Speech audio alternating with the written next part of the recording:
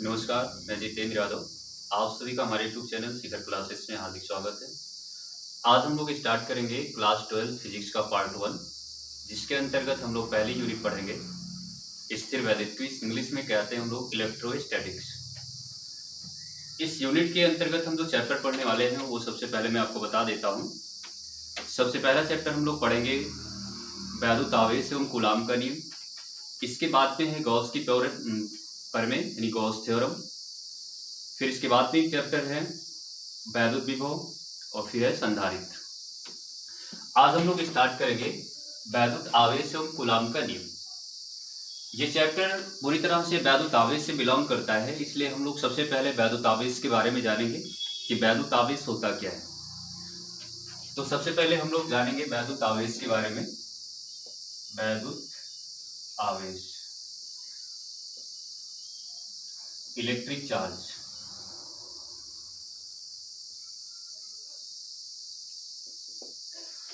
वैद्युत आवेश समझने के हमारे पास दो कॉन्सेप्ट है, एक है प्राचीन अवधारणा और एक है आधुनिक अवधारणा। क्लासिकल कॉन्सेप्ट और मॉडर्न कॉन्सेप्ट, यानी इसे समझने के दो कॉन्सेप्ट होंगे, एक प्राचीन अवधारणा, क्लासिकल कॉन्सेप्ट,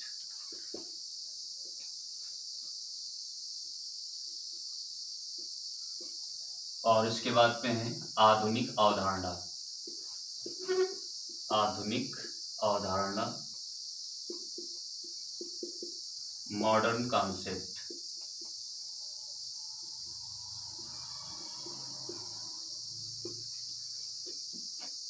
प्राचीन कॉन्सेप्ट में ये बताया गया कि वस्तुओं के बीच जो आकर्षण और प्रतिकर्षण करने का गुण होता है उसे हम लोग आवेश कहते हैं। कि वस्तुओं के बीच आकर्षण या फिर प्रतिकर्षण करने का गुण, आकर्षण या फिर प्रतिकर्षण करने का गुण। आधुनिक अवधारणा में ये बताया गया कि इलेक्ट्रॉनों का आदान प्रदान, इसलिए इसे हम लोग इलेक्ट्रॉनिक कॉन्सेप्ट भी कहते हैं। इलेक्ट्रॉनों का आदान प्रदान।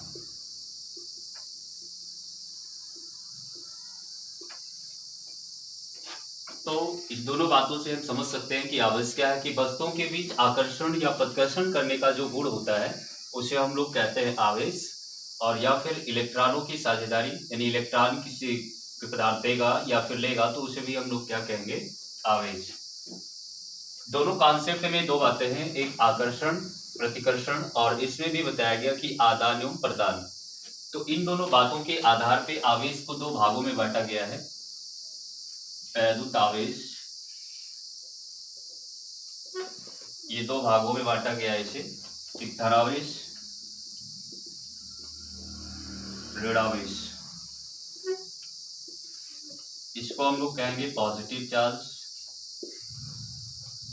और इसको कहा जाता है निगेटिव चार्ज। दोनों कॉन्सेप्ट से हम लोग इसकी डिफिनेशन क्लियर करेंगे। पहले हम लोग जानेंगे क्लासिकल कॉन्सेप्ट से धनावेश की डिफिनेशन क्या होती है, यानी वस्तुओं के बीच आकर्षण, वस्तुओं के बीच आकर्षण। इसका हम लोग एग्जाम्पल देख सकते हैं। एग्जाम्पल, पेन को बाल से रगड़ना, पेन को बाल से रगड़ना। और मॉडर्न कॉन्सेप्ट से अगर देखें तो इसे हम ये कह सकते हैं कि इलेक्ट्रॉन का त्यागना, अर्थात इलेक्ट्रॉन की कमी, अर्थात इलेक्ट्रॉन की कमी। मॉडर्न कॉन्सेप्ट में ऋणावेश की डिफिनेशन ये होगी कि वस्तुओं के बीच प्रतिकर्षण, वस्तुओं के बीच प्रतिकर्षण। इसका एग्जाम्पल है एवोनाइट की छड़ को, एवोनाइट की छड़ को बिल्ली की खाल से रगड़ना। मॉडर्न कॉन्सेप्ट ये होगा कि इलेक्ट्रॉनों को ग्रहण करना, यानी इलेक्ट्रॉन का ग्रहण या फिर इलेक्ट्रॉनों की अधिकता,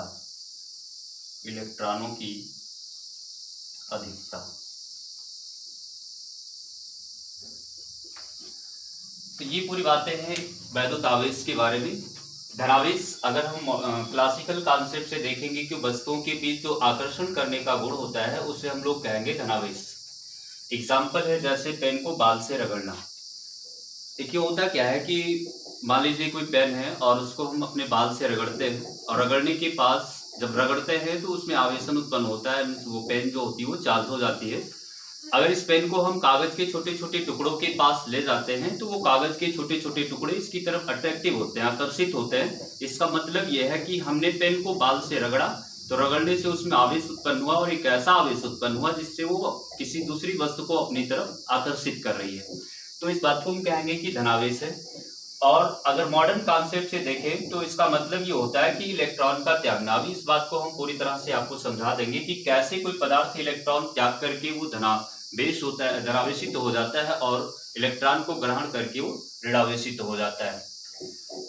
ऋणावेश की अगर हम बात करें तो वस्तुओं के बीच प्रतिकर्षण एग्जाम्पल लिखा है कि एवोनाइट की छड़ को बिल्ली की खाल से रगड़ना। एवोनाइट की छड़ को जब हम बिल्ली की खाल से रगड़ते हैं और रगड़ने के बाद उन्हीं कागज के छोटे छोटे टुकड़ों के पास जब ले जाते हैं तो वो कागज के टुकड़े सिर्फ आकर्षित ना होकर के उससे प्रतिकर्षित होते हैं। इसका मतलब क्या है कि हमने एवोनाइट की छड़ को बिल्ली की खाल से रगड़ा तो रगड़ने से उसमें आवेश उत्पन्न हुआ और एक ऐसा आवेश उत्पन्न हुआ जो किसी दूसरी वस्तु को अपने से दूर हटा रहा है, मींस डी अट्रैक्टिव कर रहा है। अब इसके बाद में हम इलेक्ट्रॉनिक कॉन्सेप्ट से समझेंगे कि कोई पदार्थ इलेक्ट्रॉन त्याग करके या फिर इलेक्ट्रॉन ग्रहण करके कैसे वो धनावेशित होता है और कैसे ऋणावेशित होता है। आप लोग को ये पता होगा कि दुनिया का कोई भी पदार्थ है वो परमाणुओं से मिलकर बना है। आगे हम ये जानेंगे कि परमाणु का स्ट्रक्चर कैसे होता है। मेरी बात को आप ध्यान से सुनते रहेंगे तो समझ पाएंगे कि कैसे क्या होता है। प्रत्येक परमाणु के बीच में एक धनावेशित केंद्र होता है जिसे हम लोग बोलते हैं नाभिक। तो नाभिक की अगर हम बात करें तो नाभिक की खोज करने वाले साइंटिस्ट का नाम था रदरफोर्ड। नाभिक में दो मूल कण होते हैं, एक प्रोटॉन होता है और एक न्यूट्रॉन होता है। नाभिक के चारों तरफ अस्थायी कक्षाएं होती हैं, के एल एम एन, इस तरह से कुछ अस्थायी कक्षाएं होती हैं जिसमें इलेक्ट्रॉन भरे होते हैं। इलेक्ट्रॉन की विशेषता होती है कि वो लगातार अनियमित गति करता है, रैंडम मोशन करता है। आगे हम लोग बात करेंगे कि कौन से मूलकण पर कौन सा चार्ज होता है। तो प्रोटॉन पर प्लस चार्ज होता है, न्यूट्रॉन पर कोई चार्ज नहीं और इलेक्ट्रॉन पर माइनस चार्ज होता है। तो ये तीन मूलकण होते हैं प्रत्येक परमाणु के, इलेक्ट्रॉन, प्रोटॉन और न्यूट्रॉन। तो प्रोटॉन पे प्लस चार्ज होगा, इलेक्ट्रॉन पर माइनस चार्ज होगा, जबकि न्यूट्रॉन पर कोई भी चार्ज नहीं होता है। एक बात और होती है कि इलेक्ट्रॉन और प्रोटॉन पर आवेश जो होता है वो बराबर होता है, बस अंतर इस बात का होता है कि इससे पॉजिटिव चार्ज होगा और इस पे नेगेटिव चार्ज। हम लोग बात करें कि इलेक्ट्रॉन पे कितना चार्ज होगा तो इलेक्ट्रॉन पर 1.6 गुणे 10 की घाते -19 कूलाम का ऋणावेश होता है। जबकि प्रोटॉन की बात करें तो प्रोटॉन पर उतना ही चार्ज होगा, यानी 1.6 गुणे 10 की घाते -19 कूलाम का, और इस पे पॉजिटिव चार्ज होता है। इसका मतलब ये होता है कि एक इलेक्ट्रॉन पर जितने यूनिट का चार्ज होगा एक प्रोटॉन पर भी उतने ही यूनिट का चार्ज होता है। दूसरी बात ये आती है कि प्रत्येक परमाणु में इलेक्ट्रॉनों की संख्या प्रोटॉनों की संख्या के बराबर होती है, अर्थात नंबर्स ऑफ इलेक्ट्रॉन और नंबर्स ऑफ प्रोटॉन जो होता है बराबर होता है, जिससे हम लोग परमाणु क्रमांक कहते हैं, एटॉमिक नंबर कहते हैं। इसे जेड से डिनोट किया जाता है।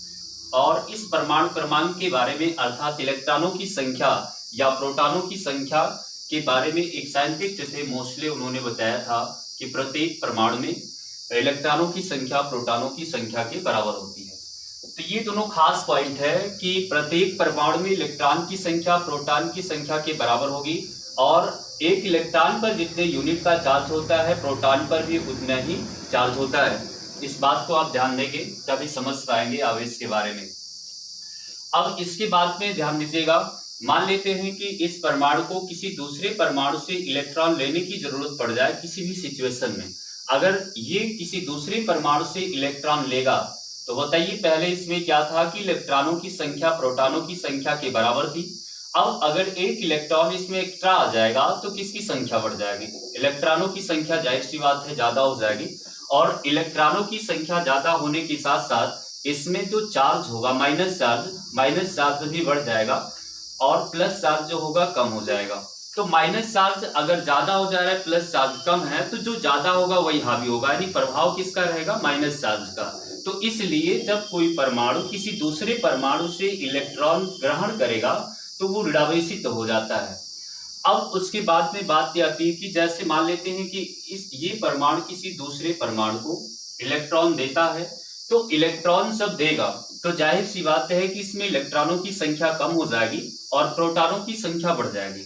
तो इलेक्ट्रॉनों की संख्या कम होने के साथ साथ यहाँ पर माइनस चार्ज की भी कमी होगी और प्लस चार्ज की अधिकता हो जाएगी। अब यहाँ पर प्लस चार्ज ज्यादा है, तो प्लस चार्ज ज्यादा है, इसका मतलब क्या है कि ये परमाणु फिर धनावेशित हो जाएगा।